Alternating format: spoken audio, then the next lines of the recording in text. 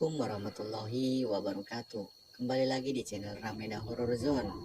Terima kasih bagi kalian yang sudah subscribe. Dan di kesempatan kali ini saya ingin mengucapkan selamat Hari Raya Idul Fitri. Mohon maaf lahir dan batin. Selamat berkumpul bersama keluarga. Mudik adalah acara setiap 1 tahun 1 kali pada saat perayaan Hari Raya Idul Fitri. Dan di kesempatan kali ini ada satu kisah perjalanan horor saat mudik. Cerita ini saya bacakan ulang dari Bree Story. Tanpa berlama-lama, seperti apa kisahnya? Berikut ini.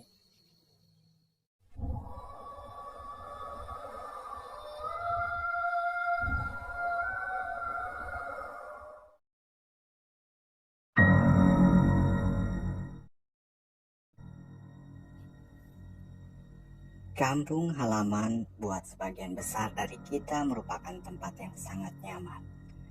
Bagaimanapun keadaannya, kita harus sesekali pulang. Apalagi menjelang hari raya, mudik istilahnya. Malam ini akan ada cerita pengalaman dari Yuda dan Hudar tentang pengalaman mereka ketika mudik lebaran. Simak di sini, hanya di Bree Story.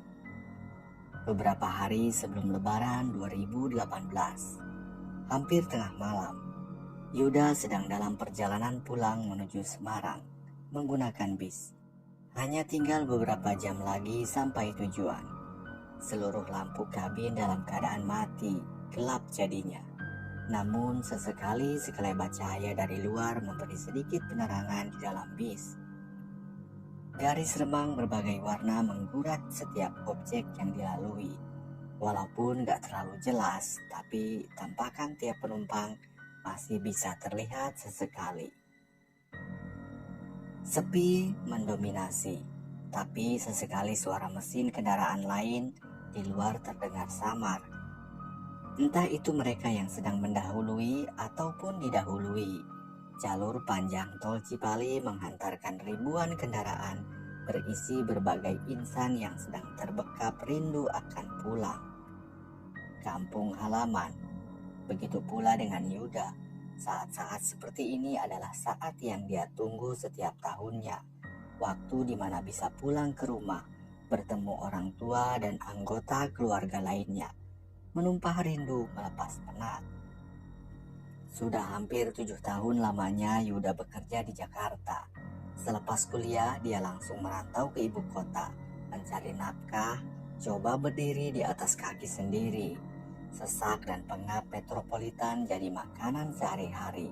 Ingin sesekali sebenarnya dia untuk pulang ke Semarang, seringkali. Tapi waktu gak memungkinkan. Hanya pada saat libur lebaran seperti ini saja bisa pulang ke rumah, mudik.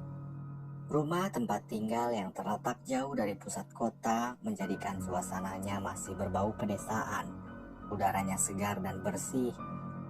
Di banyak bagian masih terbentang pesawahan, sejuk. Sejak lahir Yuda sudah hidup dengan lingkungan seperti itu. Masa kecil hingga remaja dihabiskan dengan menikmati suasana menyenangkan. Makanya Yuda selalu ingin pulang. Dia harus pulang apalagi pada hari raya Idul Fitri.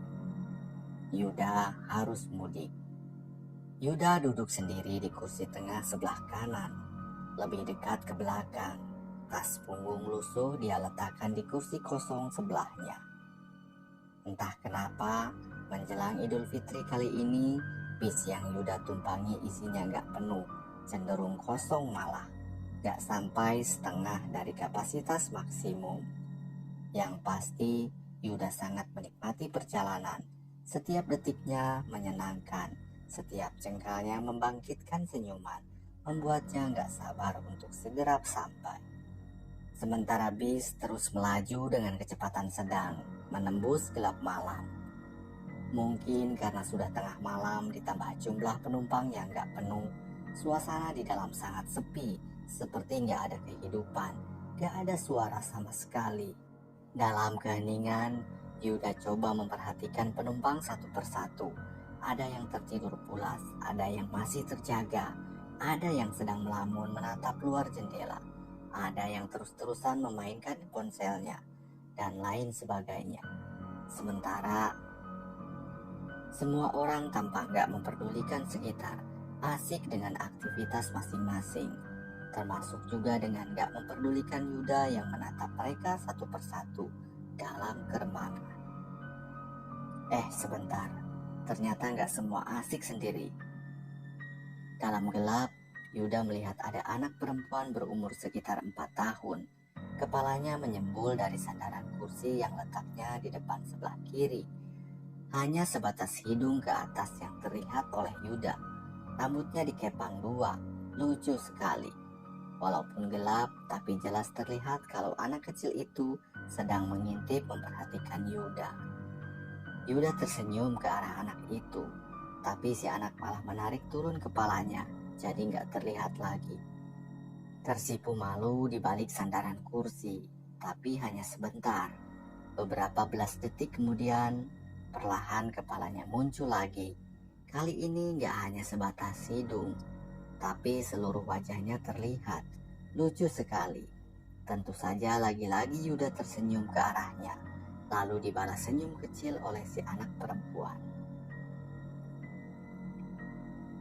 Candaan Yuda dan anak perempuan lucu ini berlangsung cukup lama. Sampai akhirnya sang ibu yang duduk di sebelahnya, yang mungkin sebelumnya tengah tertidur, terdengar suaranya. "Nilam, ayo tidur lagi nak." Begitu kata ibunya. Oh, ternyata anak perempuan cantik dan lucu ini namanya Nilam. Begitu pikir Yuda. "Om, mama, ada om." Begitu Nilam bilang kepada ibunya sambil menunjuk jari ke arah Yuda yang duduk di belakang mereka berjarak beberapa kursi. Melihat itu, Yuda kembali tersenyum sambil sedikit tertawa kecil. Gak lama kemudian, ibunya Nilam yang sejak tadi hanya terdengar suaranya saja, tiba-tiba ikut muncul dari balik kursi. Perempuan cantik dengan rambut hitam tergerai, wajahnya tersapu cahaya terang yang tiba-tiba datang dari luar. Wajah perempuan itu pucat, mungkin kelelahan karena sedang dalam perjalanan. Itu kesimpulan yang Yuda bisa ambil. "Nilam, gak ada siapa-siapa. Ayo tidur lagi ya sayang." Begitu ibunya Nilam bilang sambil wajah mengarah ke Yuda. Tapi yang aneh, matanya malah menatap ke arah lain, cenderung menunduk. "Om, mama ada om." Sekali lagi Nilam bilang begitu. "Sudah nak, sini duduk yang benar." Begitu ibunya Nilam bilang. Kali ini nadanya agak tinggi. Nilam menuruti perintah ibunya, lalu duduk di kursinya, gak kelihatan lagi. Setelahnya, Yuda hanya mendengar samar obrolan pelan antara Nilam dan ibunya, nyaris berisik. Ya sudah, kembali seperti semula. Yuda tenggelam lagi dalam lamunan, menikmati perjalanan. Tapi menyenangkan. Yuda menikmati bercanda dengan Nilam walau sebentar. Tepat tengah malam, tiba-tiba bis berbelok masuk ke salah satu tempat peristirahatan. Mungkin karena memang sudah waktunya untuk istirahat. Yuda nggak tahu pasti. Benar, bis masuk ke satu tempat luas yang di dalamnya banyak kendaraan parkir. Suasananya ramai, walau nggak terlalu banyak penerangan. Kemudian bis berhenti tepat di depan salah satu rumah makan. Setelah sudah benar-benar berhenti, supir dan kondektur mempersilahkan penumpang turun untuk beristirahat sejenak selama beberapa waktu. Yuda juga memutuskan untuk turun sebentar. Tapi sebelum itu, dia melihat Nilam dan ibunya juga sedang berjalan menuju pintu keluar. Sekali dua kali Nilam menoleh ke belakang, mencari keberadaan Yuda, dan akhirnya Nilam bisa tersenyum setelah sudah bisa melihat Yuda sedang berjalan di belakangnya. Yuda membalas senyum. Yang aneh, Nilam seperti tersenyum dalam kebingungan. Wajahnya datar tanpa ekspresi.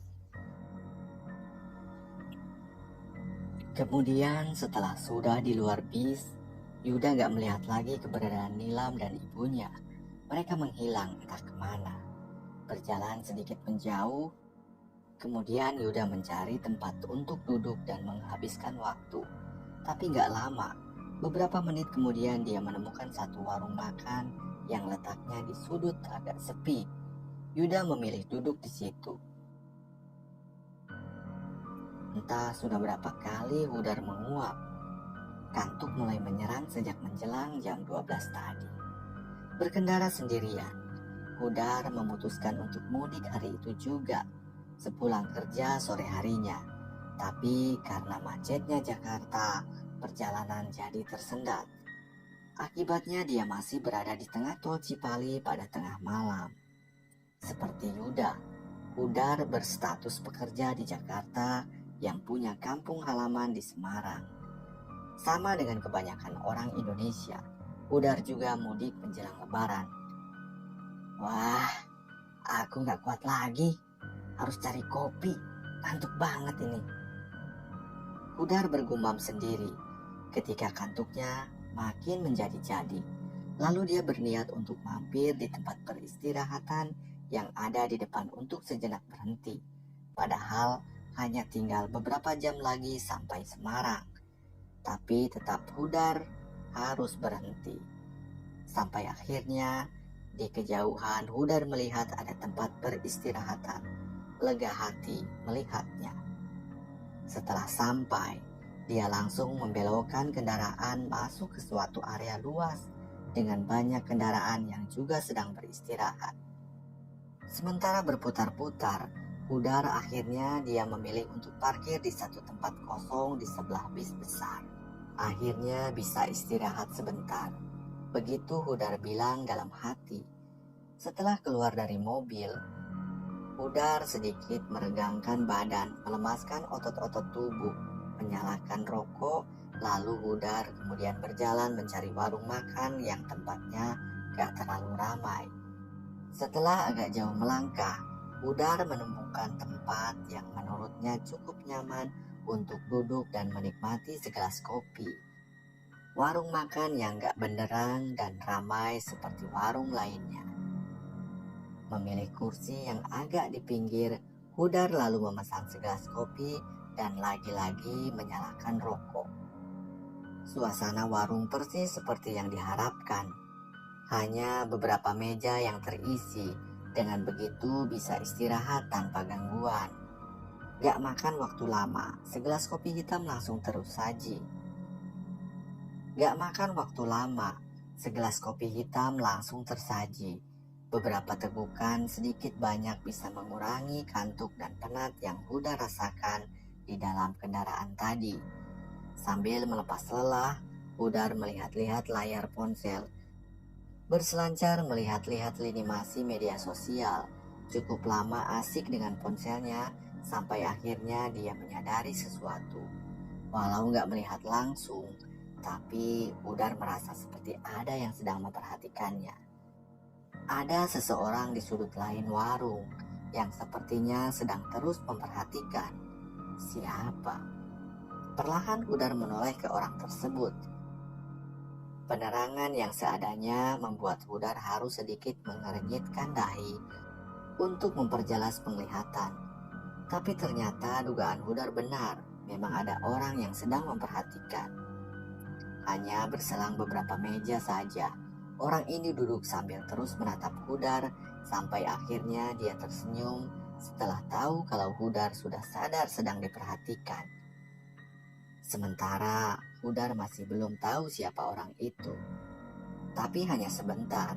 Akhirnya beberapa detik kemudian Hudar akhirnya sadar. Yuda! Lalu Hudar berdiri menghampiri Yuda. Ah, aku kira siapa? Sama siapa kamu, Yud? Tanya Hudar ketika mereka sudah duduk semeja. Sendiri. Kamu mau kemana, Dar? Mudik juga? Iyalah, aku juga mudik. Naik apa kamu? Itu, aku naik bis yang itu. Jawab Yuda sambil menunjuk ke bisnya di kejauhan. Ah, kebetulan. Kalau begitu, kamu ikut aku saja. Toh tujuan kita sama. Rumahmu masih di Sembung Harjo kan? Masih, Dar. Yuda menjawab sambil tersenyum. Ya sudah, kita bareng aja. Kita berangkat sekarang. Sudah jam 12:30. Baiklah, aku ambil tas dulu ya. Yuda lalu berjalan menuju bis, sementara Hudar menuju mobilnya. Hudar senang karena akhirnya dia ada teman dalam perjalanan. Ada teman untuk berbincang. Jadi Yuda dan Hudar adalah kawan lama.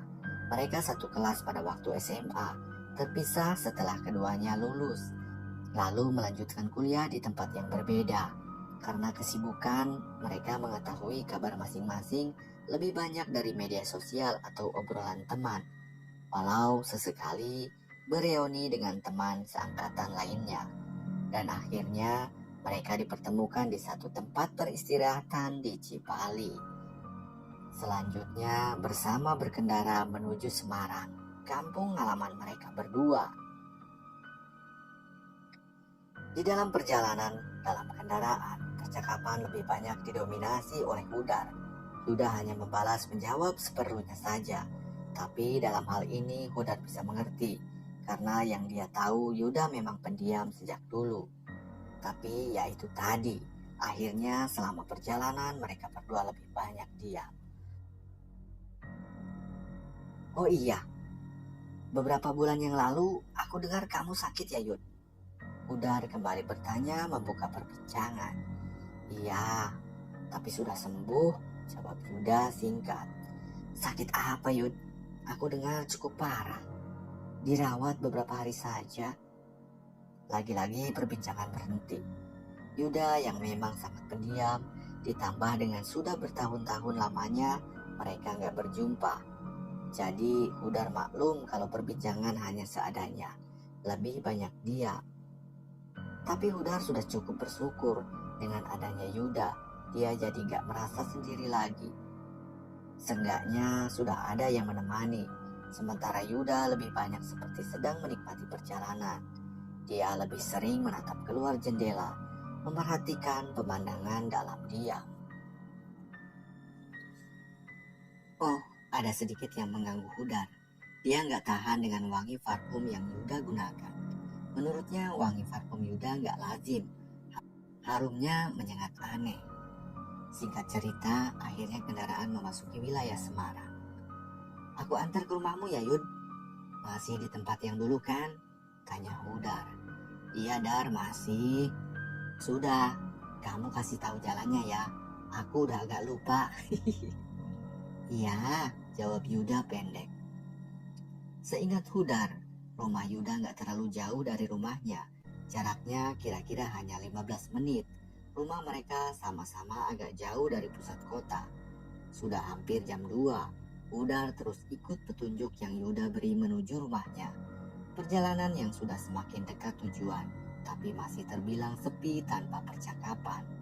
Beberapa saat kemudian, mereka mulai masuk salah satu pemukiman di daerah Sembung Harjo. Pemukiman yang tergolong sepi, apalagi terhitung masih tengah malam seperti ini, gak ada orang yang terlihat sama sekali. Setelah masuk pemukiman ini, Hudar mulai bisa meraba daerah yang sedang dimasuki. Kurang lebih dia masih hafal wilayah, walau sudah bertahun-tahun gak datang berkunjung. Setelah sudah melewati beberapa belokan, akhirnya mereka sampai di satu jalan yang Hudar yakin kalau itu adalah jalan kecil tempat di mana rumah Yuda berada. Itu rumahku yang berpagar besi, Dar, ucap Yuda kemudian. Benar, tebakan Hudar. Kemudian Hudar langsung menuju rumah yang dimaksud. Gak memakan waktu lama, karena memang sudah dekat mereka akhirnya sampai di depan rumah Yuda. Hudar parkir persis di depan pagar. Setelah mobil sudah berhenti, mereka lalu turun dari kendaraan. Enggak lah Yud, sudah malam. Besok-besok aja aku main ke sini. Hudar bilang begitu. Ya sudah, terima kasih ya Dar. Aku masuk dulu ya. Kemudian Yuda masuk ke dalam rumahnya melalui pintu samping. Padahal Hudar belum beranjak pergi. Masuk ke dalam kendaraannya pun belum. Agak bingung. Sebelum pergi, Hudar sejenak memperhatikan rumah Yuda. Rumah besar bertingkat dalam keadaan gelap. Hanya lampu teras saja yang menyala. Dia merasa ada yang aneh, tapi gak tahu apa. Beberapa belas detik kemudian, Hudar memutuskan untuk pergi dari situ dan pulang ke rumahnya. Tapi ketika baru saja beberapa langkah menuju mobil, tiba-tiba lampu ruangan tamu rumah Yuda menyala. Lalu ada seseorang yang mengintip dari balik tirai. Melihat itu, Hudar tersenyum ke arah orang itu. Setelahnya, ada yang membuka pintu depan. Seorang bapak muncul dari dalam rumah. "Cari siapa ya?" tanya bapak itu. "Maaf, saya Hudar, Pak.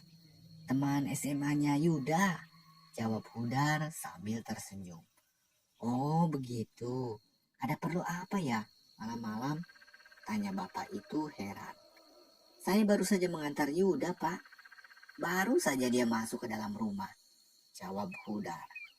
"Oh, begitu. Kalau begitu, ayo masuk dulu. Saya bapaknya Yuda." Ternyata beliau adalah bapaknya Yuda. Sambil tersenyum, dia membuka gembok pagar rumahnya. Setelah pagar terbuka, Hudar yang masih agak kebingungan dipersilahkan masuk. Di ruang tamu, sudah menunggu seorang perempuan paruh baya menyambut dengan ramahnya.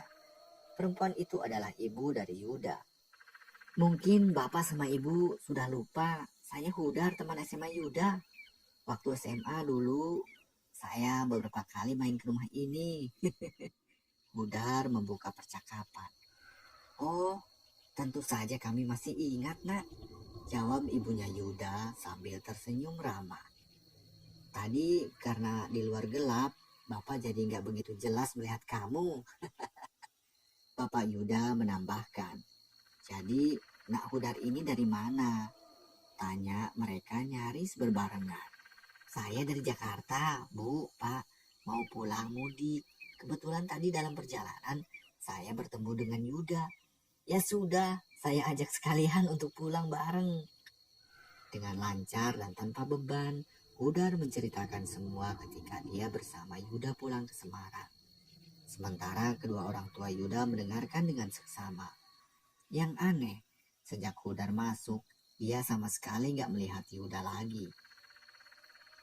Hanya kedua orang tuanya saja. "Jadi begini Nak Hudar, mohon maaf sebelumnya kalau saya akan menceritakan sesuatu yang akan membuat kaget." Bapak akhirnya mulai menjelaskan. Sementara ibunya Yuda mulai menangis perlahan. Hudar gak tahu sebabnya apa. Mereka kemudian bercerita sambil menjelaskan panjang lebar. Kisah yang nantinya akan membuat Hudar menahan nafas. Mereka bilang sebenarnya Yuda sudah meninggal 6 bulan sebelumnya. Almarhum sakit keras ketika sedang tinggal dan kerja di Jakarta. Hudar kaget mendengarnya. Padahal baru saja dia mengantarkan Yuda pulang ke rumahnya.